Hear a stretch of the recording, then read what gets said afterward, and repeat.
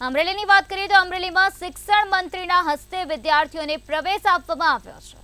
અમરેલીથી આ મહત્વના સમાચાર સામે આવ્યા છે, જ્યાં રાજ્ય સરકાર દ્વારા શાળા પ્રવેશોત્સવનું આયોજન કરવામાં આવ્યું. સરસિયા ગામે વાલીઓ અને લોકોની ઉપસ્થિતિ રહી, તો શિક્ષણ મંત્રીના હસ્તે શાળા પ્રવેશોત્સવ ઉજવવામાં આવ્યો છે.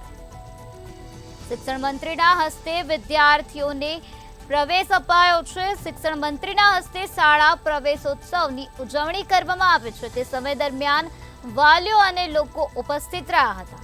તો રાજ્ય સરકાર દ્વારા શાળા પ્રવેશોત્સવનું આયોજન કરવામાં આવ્યું હતું. અમરેલીના સરસિયા ગામે વાલીઓ ઉપસ્થિત રહ્યા હતા. શિક્ષણ મંત્રીના હસ્તે આ શાળા પ્રવેશોત્સવ ઉજવવામાં આવ્યો હતો.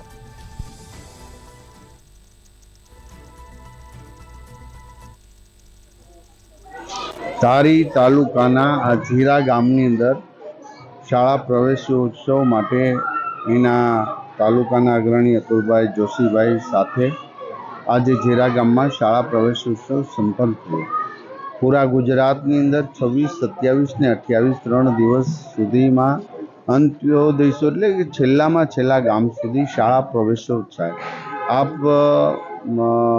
બધી જ વસ્તુ જોઈ શકશો. શાળા શરૂ થયાની સાથે બાળકને એજ્યુકેશનની જરૂરિયાતની કિટ્સ, બુક્સ બધી જ બાબતોથી લઈ ગુજરાતની તમામ શાળાઓમાં આ એક પ્રયોગ સાથે બાળક થઈ રહ્યો છે ને બાળક શાળાએ આવી રહ્યો છે.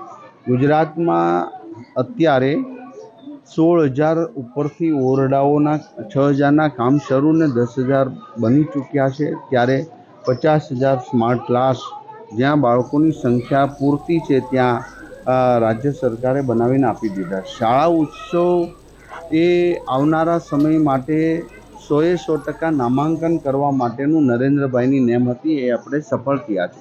એક સમયે 20% ડ્રોપ રેશિયો હતો, યાની કે 100 બાળકોમાંથી 20 બાળકો તો શાળા પ્રવેશ લેતા જ નહોતા, અભ્યાસમાં.